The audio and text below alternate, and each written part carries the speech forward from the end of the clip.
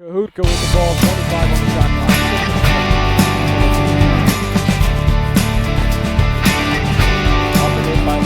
Hello and welcome to a brand new episode of Mighty Mac Week in Review. We took a break last week, but we are back. Thank you very much for tuning in. My name's Dave Molinaro. I'm joined by my partner, Sarah Pasternak. The indoor track and field team finished their season off strong last week. They had meets at Widener and East Stroudsburg. Let's take a look at how they did. Senior Gabe Dwyer placed second in the 800 at Widener and had his best time of the year in the 400 at East Stroudsburg, with neither meet having team scoring. Then Thomas Sagendorf had a season-best throw in the shot put to place fifth. Onto the women's side, Jess McHugh continued her fine freshman campaign, setting yet another record, this time the school record in the 400 at Widener, and then she broke the same mark at East Stroudsburg. Vivian McAllister had a season-best throw in the shot put to finish in fourth, and Kara Sitch finished second place in the 1 mile at Widener. The men's basketball team continued to solidify their positioning in the CSAC standings and went 2-2 in conference this past week. They hosted Cabrini, Clark Summit, and Keystone earlier. Here are the highlights. Against the Cabrini Cavaliers, the Mighty Macs were down by 5 midway through the first half, and off the inbounds pass, Matt Simon curls off the screen, and a Cordell Lord pass finds him for a 3 of his 14 points on the night.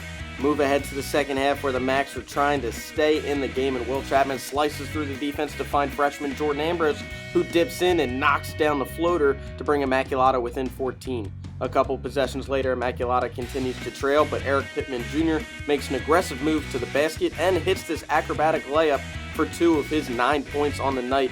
The Mighty Macs battled throughout the second half as Roy Farrell Jr. drives hard to the basket for 2 of his 18 points and added 11 boards, but the Macs would fall to Cabrini. A couple days later, the Macs would look to bounce back against Keystone, and IU turns some defense into offense as Eric Pittman Jr. gets the steal and feeds it ahead to Roy Farrell Jr. for the layup and an early Mighty Mac lead. IU built their lead up to 12 points as they used transition again to show off some great passing, as Lord goes to Simon, back to Lord, who finally finds Mike Pekarsky for 2 of his team-high 18 points to go with the career-best 16 rebounds. Moving ahead to the second half of a now 2-point game, it's freshman Savage who pulls down the board and gives it to Matt Simon, who makes a perfect bounce pass to Jordan Ambrose for the layup and a 4-point IU lead. Now trailing by 1, the Macs start a run with some hustle, first saving the ball and then Eric Pittman Jr. getting the offensive rebound and put back to keep IU in front for good in a 99-84 win.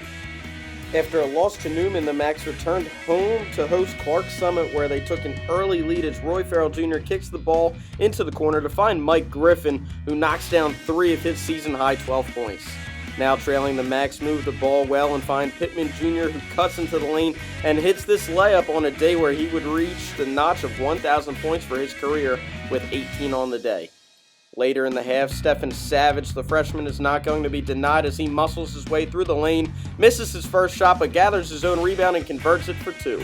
The Macs led by 11 at the half. Fast forward to the second half, the Macs break out and would score a season-high 57 points in that half, 2 coming from Jordan Ambrose as he slices through the defense for the bucket in a 102-77 victory. The men travel to Gwinnett Mercy on Wednesday before hosting Marywood this Saturday in 2 more conference games. They need one of those wins to clinch their 10th straight playoff berth. The women's team also went 2-2 in the last 2 weeks. They hosted Cabrini and Keystone. I was so excited to report about these games. It was so exciting to watch on my computer. Let's take a look at the highlights. In the first quarter early, it's Gina Kachi who lost a beautiful pass to Tamira Laws for one of her career-high 7 assists on the day, and Laws finishes at the basket for 2 of her team-best 29 points. Now later in the second quarter, this time it's Laws kicking the ball out to the corner to freshman Annie Kahutka, who buries the triple. The Macs held a 33-25 lead at the half. IU would continue to build on their lead as they grab the offensive board and swing it around to Amber Ballinger for the 3 from the wing and a 13-point lead at the end of the third quarter. Later, Tamira Laws finished off a huge double-double as she knocked down this jumper and added 19 rebounds to lift the Macs to a huge 70-54 win over Cabrini. Immaculata then looked for a season-high 4th win in a row on the Saturday when they hosted Keystone, and Teresa Walsh helps the Macs to a 12-point first-quarter lead with this scoop layup. In the second quarter, it's CSAC Player of the Week Tamara Laws, who gets into the defense and scores on her way to 23 points and a career-high 27 rebounds. IU held a 5-point lead at the break. In the third quarter, the Macs moved the ball around and kick it out to Amber Ballinger, who hits a 3 on her way to 13 points and a 9-point lead in the third quarter. Laws capped her huge week and a big one for the team as she gets into some space after a pass from Walsh as IU beat Keystone for the CSAC win 59-48. The women's team will be traveling to Notre Dame on Wednesday and then hosting Marywood in Alumni Hall on Saturday, on the way to booking a return trip to the postseason after taking a year off last year.